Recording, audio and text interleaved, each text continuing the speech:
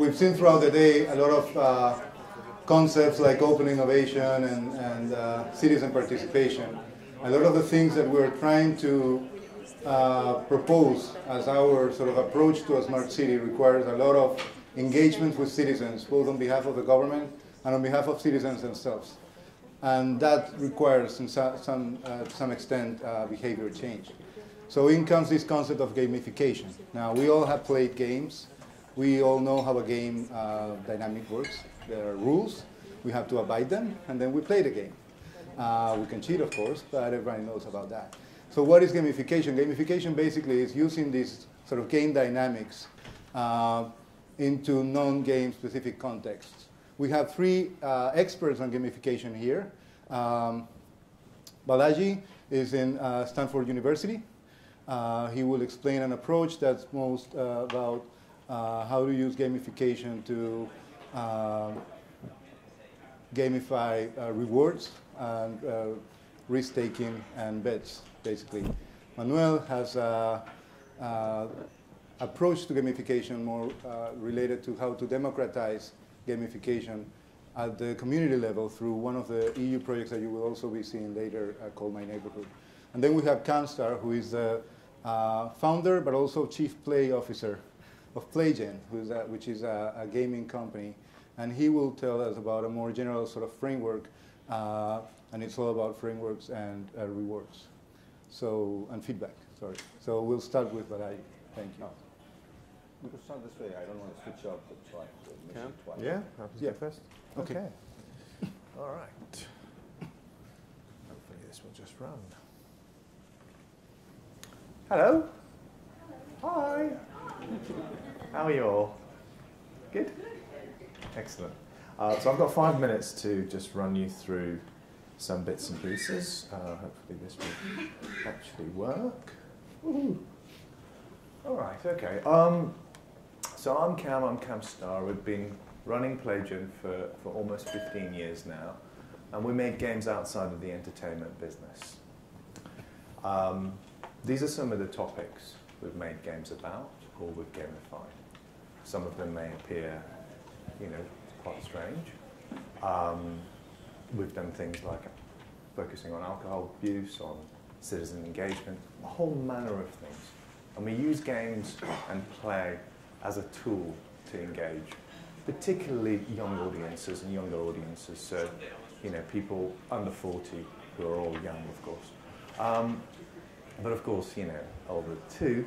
And we tend to work with reasonably large clients, folks like the European Commission and big brands, city councils, and the government. And we work a lot with universities. We have collaborators right across Europe and the world, because much of what we do needs to be rooted in research. We need to show that it works. Often it's very new, or at least it's the first time someone might be trying something, and we need to show the value. So we publish quite a lot of what we do. So you'll see published papers on some of the games I'm going to talk about briefly today. The kind of expertise that we bring together in the company is everything from game design to behavioral economics, to monetizations, expertise in building simulations, really thinking a lot about user experience, how it feels to use something, how it feels to use a service, how it feels to be able to input into some process or some kind of a mindset, and thinking about this in a holistic way. I've got 3 little examples to share with you, all of which are slightly different. And this is really exploring policy through play. This is the first one. It's called Flood Sim.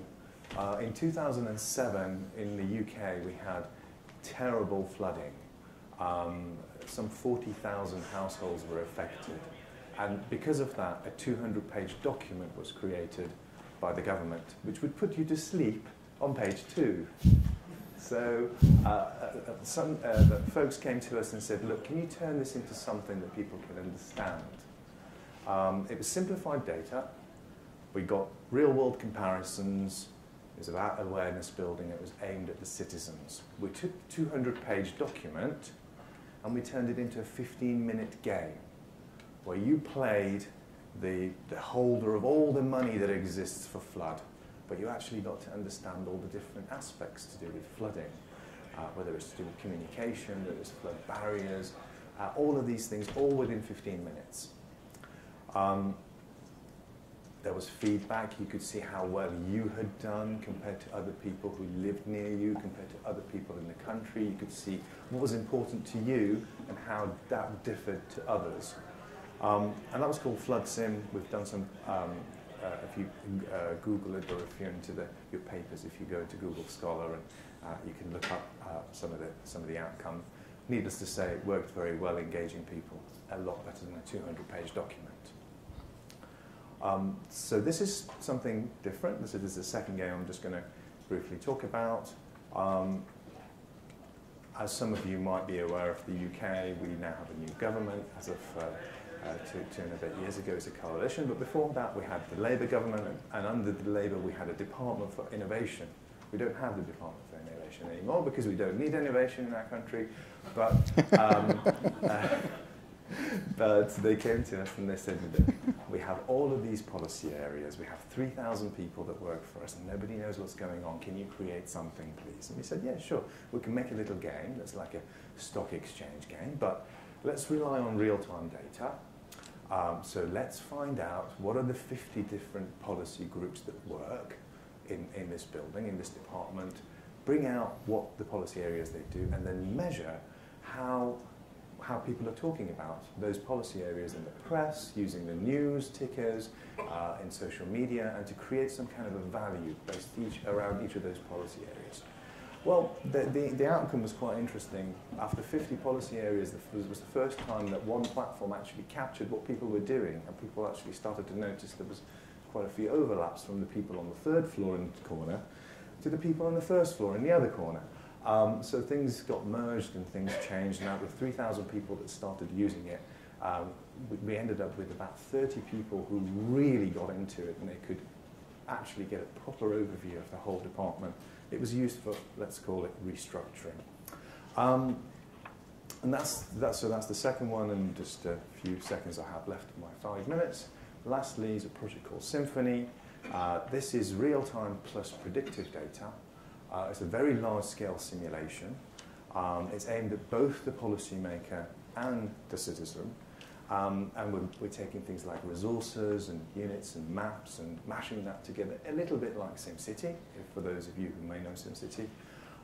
And this is particularly to create a simulation of every financial institution in Europe and parts of the world, in order so that we can perhaps limit the potential of what we saw happen in the financial markets just recently in 2009 with the meltdown. So 3 very, very different approaches.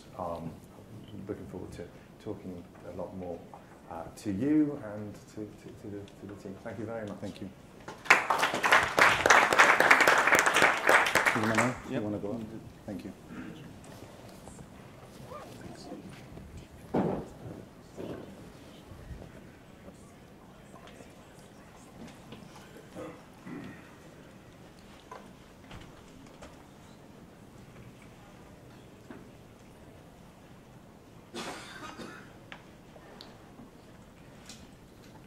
Okay, so the name is Manuel Oliveira. I come from Sintef, and I came here to talk about something that we call, you might consider as democratization of gamification. And this is a little bit of an anthem to myself when I started it, but it was the only way we could do to solve the problem of scalability. Now, this is within the context of the My Neighborhood project, which you've probably heard already before. And basically the aim, like most of you in the room, is to try and create the soul of the city, right? And for that, it has to be a bottom-up, engage with the people, so really get the user engagement. And in the My Neighborhood project, what we try to do is not only teach the people how to fish, but give them the knowledge and the tools so they can find out new ways of fishing. Now, this presented a challenge when it came to gamification, because co-design, co-creation, design thinking tool, all those things are known to a certain degree. But gamification was kind of something new, and according to some people on the panel, especially my friend Cam, we probably think that experts know best, right? In a sense, too many cooks spoil the broth, right? But we had a challenge, which is, if you look at the project, it's spread across Europe, and we have 4 pilot cities. And when we do this project, we actually engage with the citizens. So this is not talking to one person in a municipality. You actually go onto the ground and you talk to people, right? And we couldn't scale it because we're dealing with Birmingham in the UK, we're dealing with Lisbon in Portugal, Milan in Italy, and Aalborg in Denmark.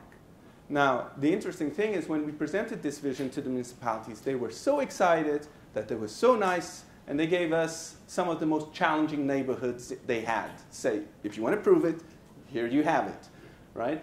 So when we were thinking about how to do it in a way that wouldn't require us participating in like 3 meetings a week that you have with the stakeholders, what could we do that we could give these guys something that they could work with?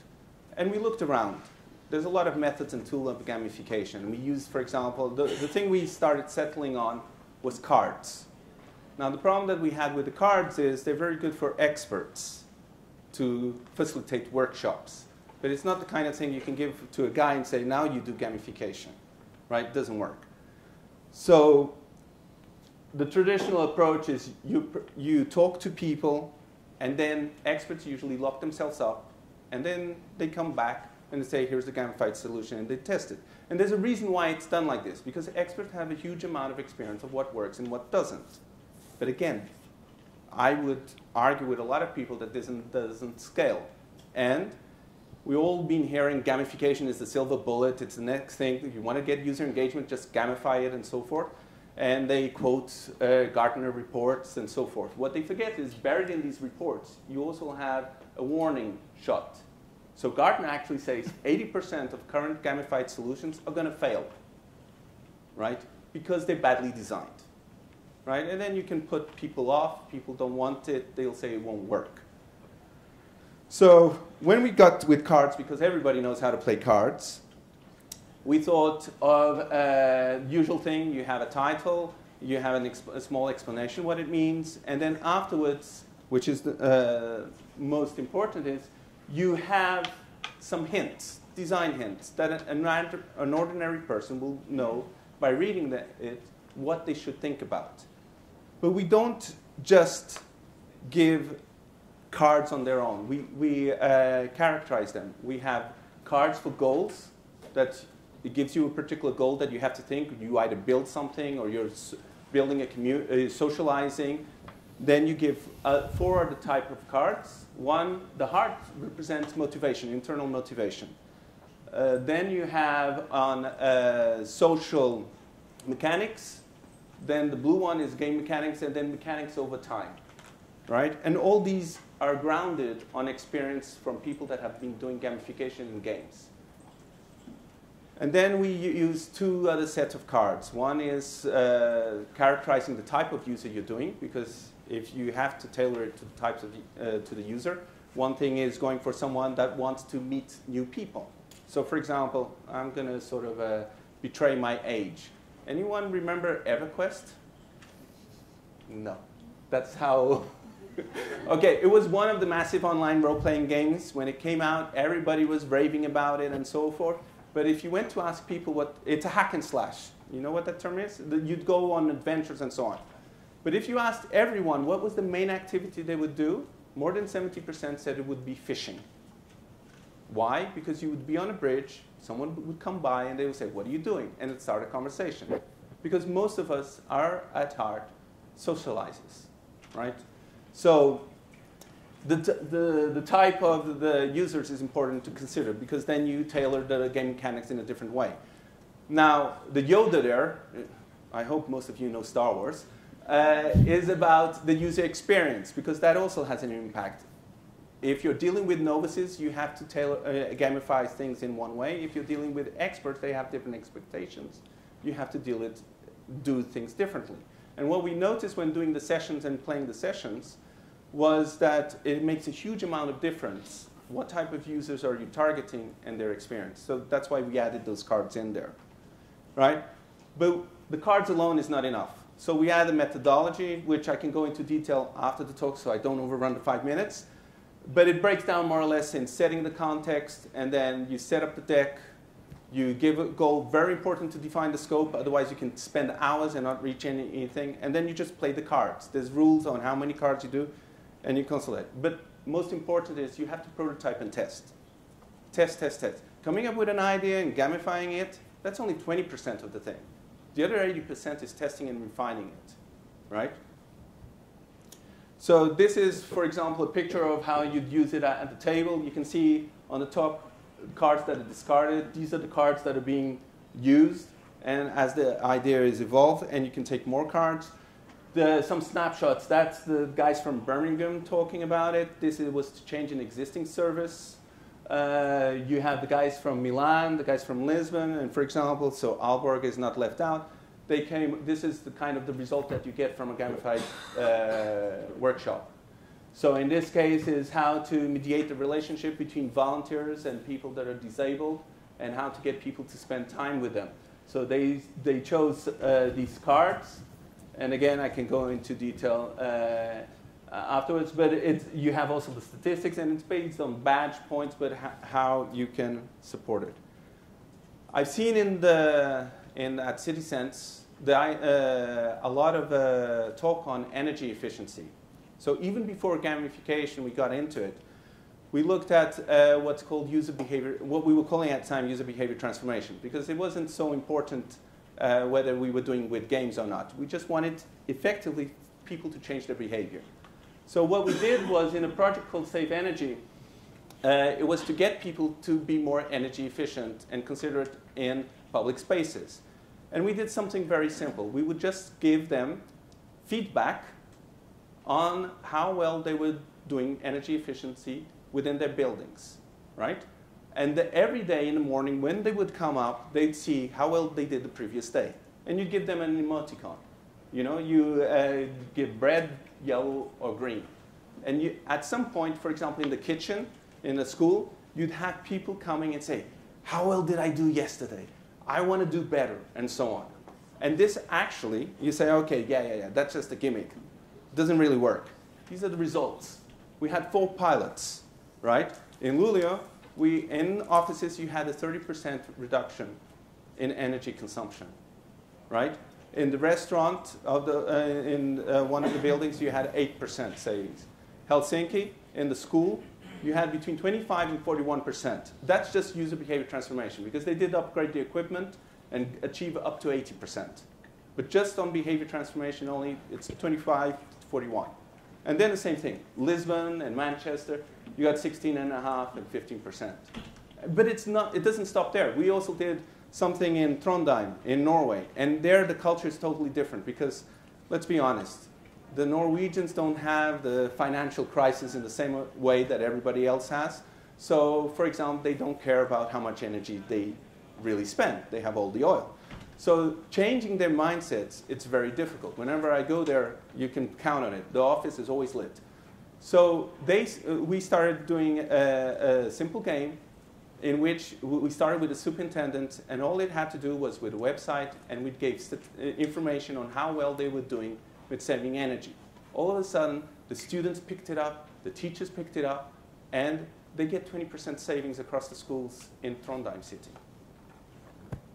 And that's, yep. Thank you. That's big. So I do agree with the comment. Throw it at me. I'll disagree with you later. Oh, wait, if I said it, then I disagree with myself.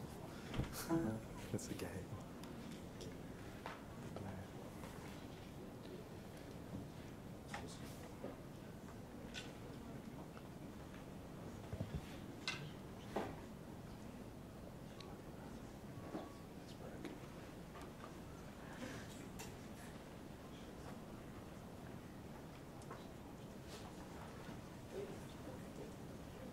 Hi, good afternoon, everybody.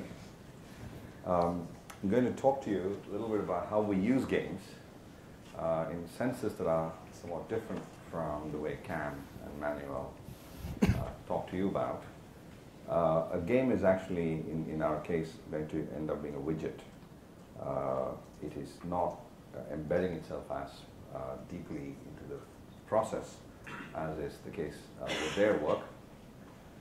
What is this particular widget that we like? Why do we like a game to be doing this for us? So just to set the context, I'm going to talk to you a lot about transportation, and especially about how to get rid of congestion. But we've used some of these ideas in wellness project with Accenture USA's employees and so forth, but let's focus on transportation. If you look at urban systems and classify all disasters into two categories, there are the category 1 is what I call a broken hydrant, like Fukushima and the BP oil spill. They're very large, very salient, they cannot be ignored, so we will go and deal with them. Okay? So as an engineering person, if I must have a disaster in an urban system, I'd rather it be of this type, even though no disaster is desirable in the first instance. But what's the more insidious type of disaster is what, let's call it a leaky faucet. Okay? A leaky faucet is stuff that's just dripping all over the place. The inefficiency is just small at any individual person or household level, but when you add it up, it's worse than perhaps the broken hydrant in terms of the cost. Okay? So an example is congestion. Other examples are energy efficiency and stuff. And in the case of the US, the Texas Transportation Institute puts out numbers measuring the cost of congestion every year, and we crossed the 110 billion per annum mark. This is measured as the amount of time and fuel wasted while people are stuck in traffic. So it's not the cost of transportation, it's the extra cost. Now, if you take that down and break it into its constituent parts and then say how much is it per person, on average, the average trip is not more than $1 that we're wasting. So we have no reason to change our, it doesn't hurt us. It's in the noise, except for the annoyance of being stuck in traffic. Okay, so the big difference is from these two types of things. In the leaky faucets, you have to get at the human behavior. Someone has to go and stop all these faucets from dripping, and they're just variously spread out. Okay, so how do we engage the human beings and shift their behavior? That is really the key question for us. Okay, you can nudge in various ways, and we've been doing these things called nudge engines. Because in the Valley, unless you say engine, it's not interesting. Like there's a search engine, there's a packet forwarding engine, encryption engine, nudge engine. Okay, so you can nudge in various ways. Money is one thing, and I'm going to focus on that. That's where the games come in.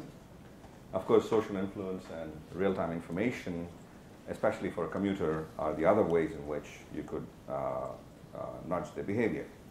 Now, the problem with money is that there's not enough of it, especially when you're in the business of giving it away. Okay?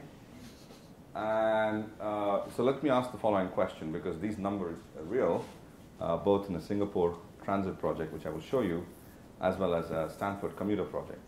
Per trip of, if you're a peak hour traveler, would you shift half an hour to before or after the peak for 10 cents?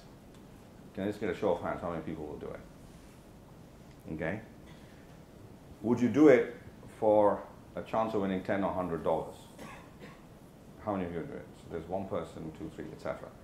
So this is the idea of lotteries is not new, and it sort of is underpinnings are in this theory called prospect theory, due to Kahneman and Tversky. And the idea is that how do people, economics is concerned with the way people use, we all use our rational faculties to make decisions. And so Tversky, in particular, and Kahneman are economists, as well as psychologists, and they wanted to ask how real are the assumptions about human decision-making in economic contexts. And that led them to this prospect theory. And the relevant part of prospect theory for us, they go after many biases we all have, but the relevant part of it is we lack the ability to estimate low odds. We don't know the difference between 1% chance of winning something and 2% chance or 4%. It all looks the same. Okay? And even smaller odds, we're even worse at estimating what that means. Okay? So we end up playing lotteries, for example. And so could we somehow systematize this part of it? Okay?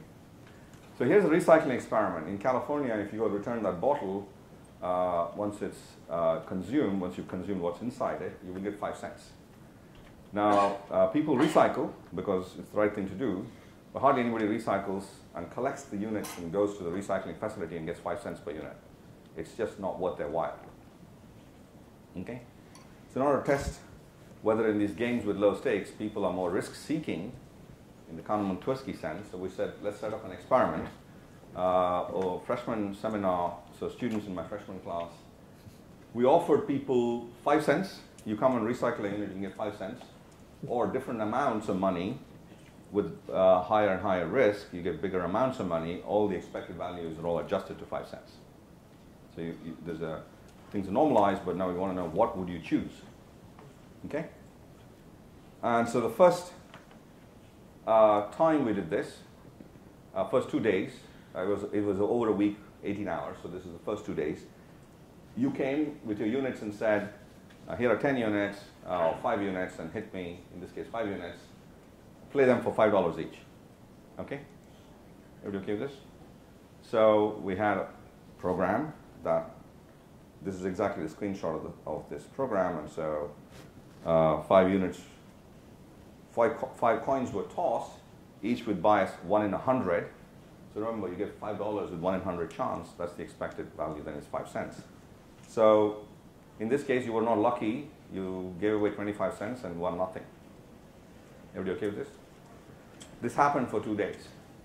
And while watching this take place, I noticed that a student came and gave a bunch of these units and was on the phone and couldn't bother to get off the phone. And so they just said, play me for $20 and then whatever they were doing. And so we thought, this isn't engaging. And secondly, it isn't making the odds very transparent. They don't know what it means to play for $5 versus $20. It's not, the game is not intrinsic, there's nothing making it obvious. Because the system is tossing the coin on your behalf. Right, so the third day, the second version of this was a game.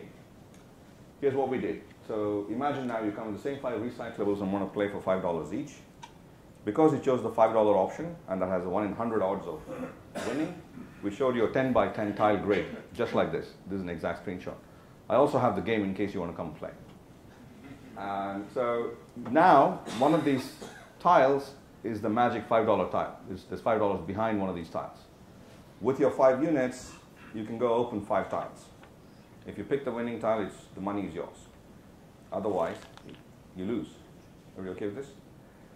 Now, the difference between this and the previous version is if you say $20, we will show you a 20 by 20 tile grid, because the odds of winning $20 is 1 in 400. So you can just adjust yourself. You can find out how bad it is to win a 1 in 400 odds outcome, okay? And so in this case, you didn't win, so we saw other things. So people, nobody chose the first 5 tiles, okay? This is now, people are choosing as if it matters, okay? They were carefully picking the tiles. Second is when they lost, and one of the tiles that they chose was adjacent to the correct tile, they were disappointed, they were bitterly, I was so close, okay? So this is the thing that games of chance and the intuitive way in which they have communicated what's happening to you play out, okay? So this is, the concluding part of what I want to say is that in the segment is that games make odds of winning obvious and they're engaging. So here's some evidence of engagement. Some student came and played for $20. He had 170 odd units and he made a face with a smiley, okay? It's the sort of thing that you get in universities, that people do these things. And so let's apply this to something bigger. So the Singapore Public Transit Incentives Project. So we've created what is essentially the world's first frequent commuter program. It's like a frequent flyer miles program, but for public transit commuters. So if you're a Singaporean commuter and enrolled in this program called InSync, you can take your train with your smart card, you make a trip, and you generate a commuting history. And for every kilometer you put on the system, you get a point, just like airline miles. And if the trip happens to be in the off-peak time, you earn 3 or more points. Okay? So you have an account, and you can go and check the account out. I'll show you how that works. And you can redeem your points for money in this sort of gamified way. Okay? And so the goals were to make, as all loyalty programs, we want to make it that people adopt the system. But right now we have about 150,000 plus users registered, and that's in excess of about 16% of all train commuters in Singapore. This is an extended version of an initial university pilot. And the engagement rates are pretty high. Most engagement comes from the game part. Games are engaging. People like to, if you run out of points, You go use public transit, you get points, and then you play the game. Okay, that's fundamentally some of the things that we're seeing. So if you you can, as a Singaporean, you can register and you'll be on this. This is an account of a student. It's for demonstration purposes. They have friends, etc. I'm not going to talk about the effect of friends. What you see here is a sticker tape. This is live. So 2 minutes ago, somebody in Singapore won $2. Okay. So the same person could have won the single dollar. So you can win multiples of these things. So the highest amount of money you can win here is $200. And I see that there's been a whole bunch of 2s and 1s and maybe a couple of 5s that we've given out. But the way you get this money is you can go with your points to this game, which is in this case a shoots and ladders game, which I think we said everybody knows card games. We all know shoots and ladders too. So familiarity is another really key part of games. With your points, you roll this dice and everybody knows what happens. Sometimes you win, sometimes you don't. So it's a way of doing a raffle. Okay? But that's what we're doing. And so behind this is just the cloud and smartphone type technology, so which we like as well. Thank you.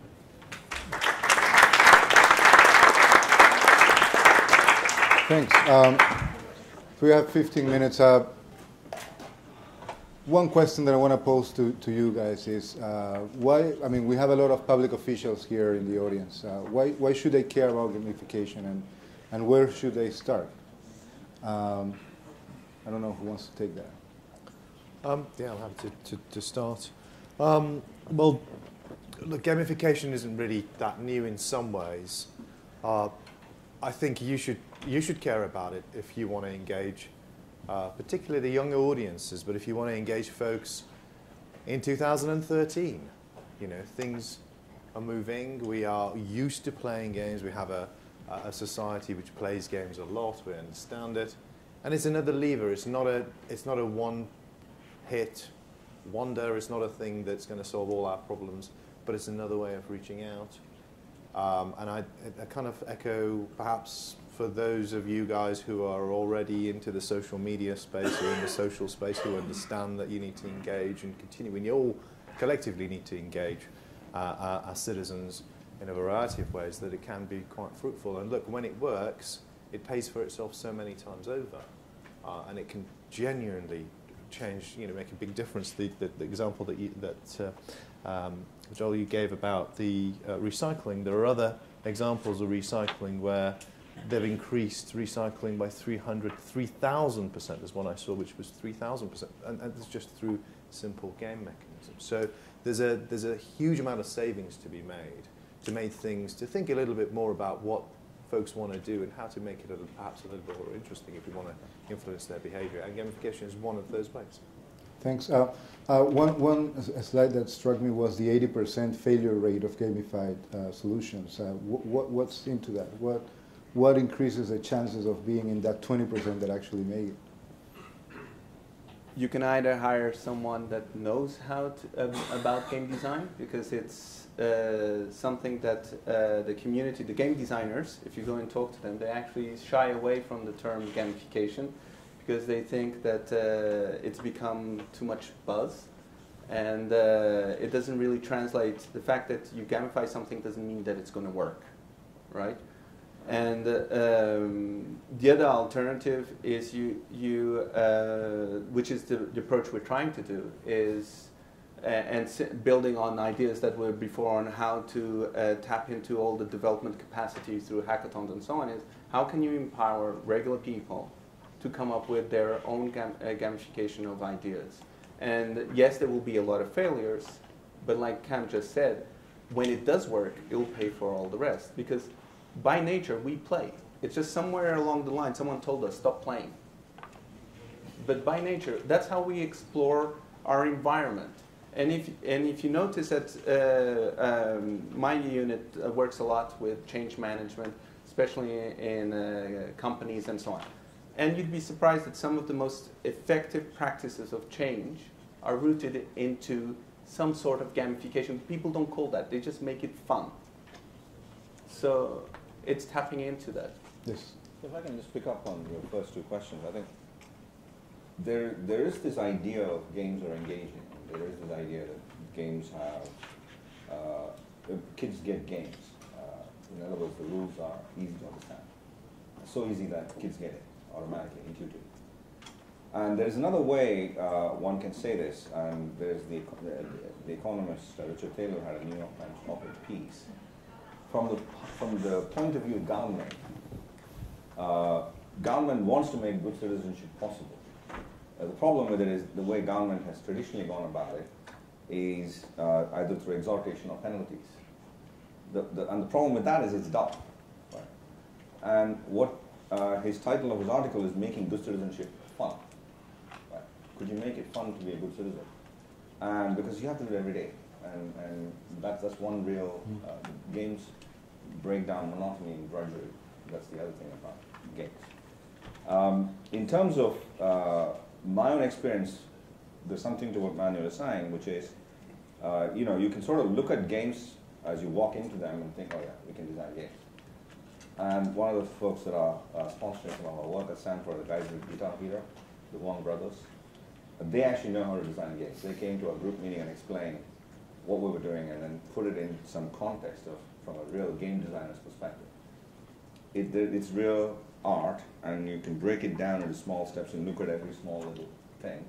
And they introduced to us ideas like level grinds. Level grind is what the user constantly has to do, and then it's boring. How do you break level grinds? And they use these things called Easter eggs, so it's sort of like random rewards. And they sort of map what we were doing without knowing it, and sometimes not doing it right, to something as a principled approach. Right? So I think that's why maybe gamers don't like to be classified as you're gamifying things, because there's something more to it, more substantive. Okay, I'd like to take this last probably 5 minutes to open to the audience, but more than questions, what I like to ask is problems. I mean, what problems do you have in your city? And we'll just throw it at them and see how they could come with a gamified approach to it in order to help you change behavior in the city and solve that problem. Anybody want to give it a go? 5 minutes. No? Over there, at the back? Okay. More than a problem, I wanted to ask about a dimension I think you have not touched very much today in gaming, which I first heard about in a chat by Jane McGonigal, I think is her name. Yeah. Is it the collaborative teamwork essence of gaming, which we also carry from childhood and which we also think is part of the fun we had gaming. How can you incorporate that dimension in a more explicit way into gaming to make it not only like a personal effort, but also like a teamwork set of achievements? Let's take 2 or 3 more. We have Carlos Felipe here in the front, Sergio, Pablo, and Betsy. So we'll get in reverse just because the mic is closer to Betsy. Sorry. Hi, my name's Charlie Cavell. I'm from Detroit, and I work with a firm that's working with the government in Detroit called Dandelion. And a problem we face, because we have the largest municipal bankruptcy in history going on right now, a lot of people in our city are feeling disenfranchised or disempowered with the whole process of interacting with government in the first place. So I'm curious to know what your thoughts are on that. Okay. I'll be quick. This is a question particularly for Balaji. I wanted to ask, when you gave us the example of using gamification in the Singapore transport system, just trying to figure out how we can apply this in some of the cities that we advise. So let's say a city has a pocket of money, which they can either use maybe to play with some of the fares, maybe it's more expensive to travel during peak time, or they can design some kind of game. I don't know, have you done any research in that intersection, and how would you advise us to think about that? And a very specific challenge that could use a game. We have supposedly in the open data portal in Mexico City, we have 1,000 data sets, which is not true. We actually have 100 supported that are real data sets that are usable, reusable. The rest are PDFs and etc. a challenge or a gamified possibility to make these data sets or make the ministries open their data sets in a way that it's fun, incentivized, etc.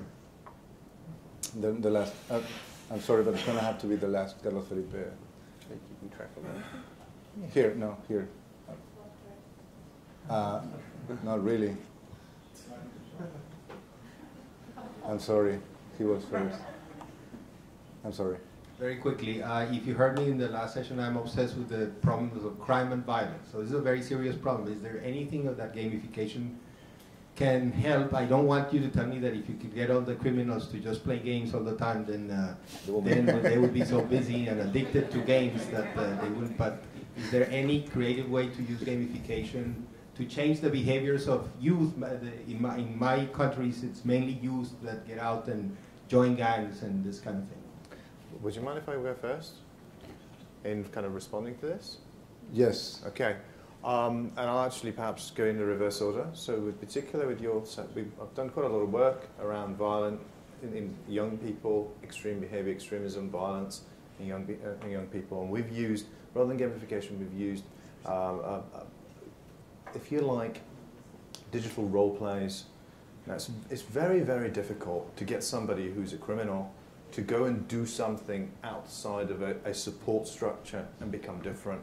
I've worked with some really hard things like rape and violence and domestic violence and all that. You need somebody to look you in the eyes and say, I care about you, I know what you're going through, I'm going to be here to support you. This is tough. We've managed to make it a little bit easier by using digital role play so that caseworkers, whether they're police officers or whether youth workers, they use the digital role play to get the young person to drop their guard, to role play things so they don't have to tell you things about themselves immediately. They can describe what's going on and to help them kind of understand stuff. So it's not a kind of that kind of solution, give them a game and fix it, but using games we have made big impact, particularly with young offenders, in being able to get them to open up. I think it's a fascinating topic and I think there's a lot that can be done on it. Just whilst I'm talking, and before I pass it over, to the chap who's talking about Jane McGonigal and cooperation versus competition, the space for both, the answer you're looking for is design. So with design.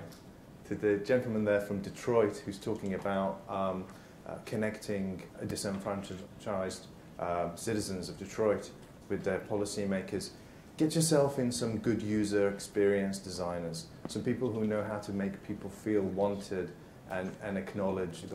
That user experience is sadly missing. And there's nobody on a roll call that I've found in a government department that has the user experience or behavioral economist in mind. Someone who understands that aspects of things, and you know, I think that would go a long way. Obviously, it's a big problem.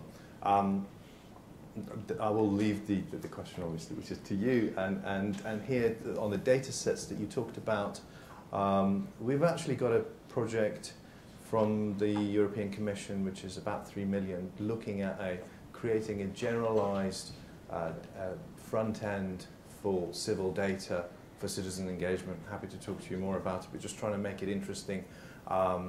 So one of the things we did, it might have some repercussion on the crime things. We took the crime data from the UK for the last 3 years, which is 10 million incidents. We loaded it into a machine just last week for a joke. We made a little app that recommends crimes to you. So it looks at where you are and it says, I recommend you do this crime because of the chances of, like, so it takes in all the crimes that have been done, you know, what's going on there, what the kind of chances of you getting caught.